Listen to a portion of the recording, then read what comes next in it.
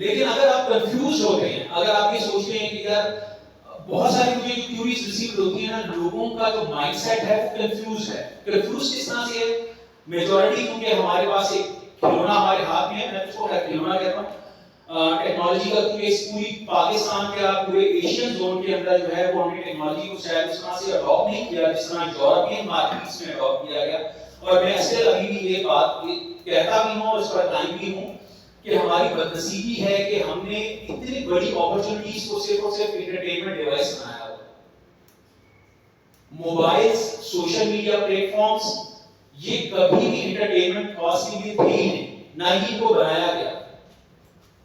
یہ in actual جو ہیں یہ بزنس کنسرنس کے حوالے سے جو ہے پلیٹ فارمز بنائے گئے ہیں. چاہے آپ کا فیس بک ہے, چاہے آپ کا انسٹاگرام ہے, چاہے ایون دین آپ کا ٹک ٹاک ہے.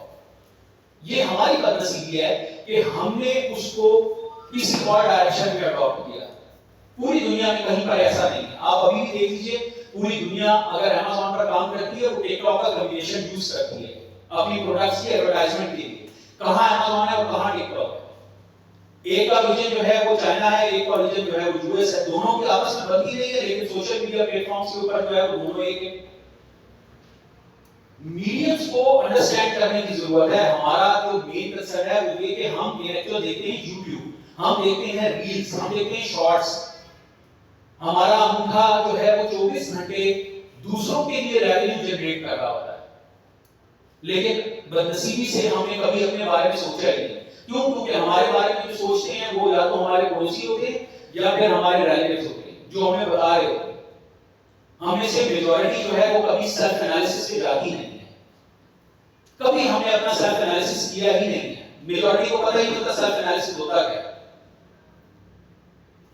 قدرت کا ایک قانون ہے اور قدرت یہ کہتی ہے کہ ہر انسان جو ہے وہ ایک ہی فطرت پر پیدا ہوتا ہے اور کوئی بھی انسان بلا مقصد اس دنیا میں ہے ہی نہیں.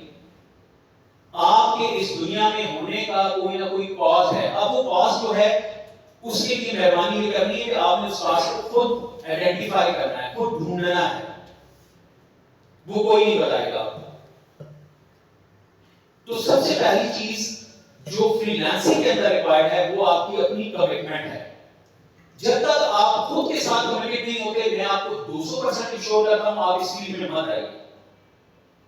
آپ کا ٹائم انگیج ہوگا, آپ کی محنت انگیج ہوگی, ٹھیک ہے. انیشیلی ہو سکتا ہے کہ آپ کو لوگوں کی باتیں بھی سننا پڑے, لیکن اگر آپ نے انیشیل 6 منتھ سروائیو کر لے آپ فری لانسنگ کی اس انڈسٹری کے اندر, میں اس کو فیلڈ نہیں کہتا, فیلڈ تو بہت پہلے تھی, اب یہ انڈسٹری ہے.